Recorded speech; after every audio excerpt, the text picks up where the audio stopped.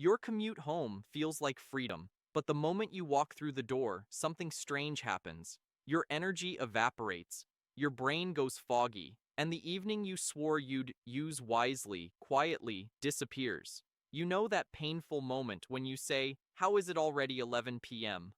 That was me, every night, until something snapped.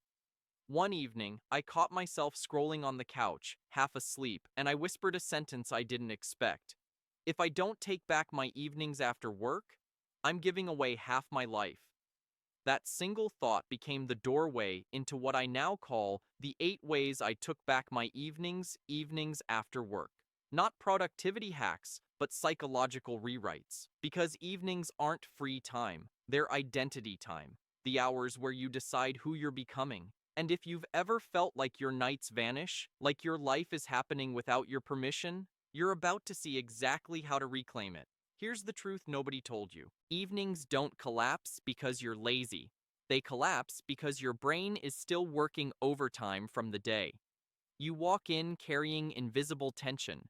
Your mind keeps replaying emails, conversations, unfinished tasks. By the time your body slows down, your brain is still sprinting. That's why the first 2 hours after work decide everything. Not your discipline, not your motivation, your state. The real shift happened when I stopped trying to fix my evenings with willpower and started working with my psychology instead. So I built a simple system, tiny, realistic actions that reset my state, protect my attention, and rebuild my energy. These are the 8 that changed everything. The shutdown breath. Your evening doesn't start when you get home. It starts the moment you end work. I used to close my laptop but keep working in my head. My thoughts were still typing emails even after I was off the clock. The first change I made was laughably simple. When work ended, I stood up, took 3 slow breaths, and said, "Work is over." It sounds silly. It's actually neuroscience. Your brain needs a psychological bridge between doing and living. Those 3 breaths act like hanging up the phone, a quiet signal that the call with your workday is officially over. And the crazy part? Every time I didn't do it, my evening collapsed into chaos again. This breath reset became the first domino. Without it, nothing else worked. If taking 3 breaths can shift your whole evening, wait until you see what 90 seconds can do. The 90-second reset. Here's something wild. No emotion lasts longer than 90 seconds unless you keep feeding it. That means the stress you walk home with, the frustration, the tension living in your shoulders, it would all dissolve in 90 seconds if you didn't keep replaying the day. So I started a new rule. Before I even touched my bag, I sat down, closed my eyes, and noticed the physical sensations of my stress. Not the thoughts, the sensations. Chest tight, jaw locked, shoulders raised. I counted to 90, and like a wave, the intensity faded. Not because the day disappeared, but because I stopped rehearsing it. After that, my evenings started clean instead of carrying emotional debris from the entire day. Once my nervous system calmed down, I needed to protect my attention from the thing that usually hijacked it first. The app mortality rule. Every night, without fail, one app would drain my evening faster than anything else. So I created a strange ritual. Every evening, I delete one app from my phone, not permanently, just overnight. If I actually needed it the next day, I'd reinstall it. But I almost never did. This tiny friction broke my autopilot scrolling. Your phone isn't just a distraction, it's a portal into other people's priorities. And if you don't set boundaries, evenings turn into someone else's life. Deleting one app a night became a psychological cleanse. A way to tell my brain, tonight, my attention belongs to me. But even with fewer distractions, I still needed to stop treating my evening like one giant blob of time. The 90-minute evening block, I used to see the entire evening as one giant task, which made me overwhelmed before I even began. Then I tried something from natural focus cycles. Break the evening into 3 blocks. Block 1, recovery, decompress. Block 2, growth, learn or create. Block 3, connection, people or presence. Suddenly, my night had rhythm, momentum, purpose. It stopped feeling like I had 4 hours to do everything and started feeling like 3 meaningful chapters. You don't need discipline, you need structure that doesn't choke you, but structure without environment collapses. So the next shift had to happen in the room itself, the evening sanctuary.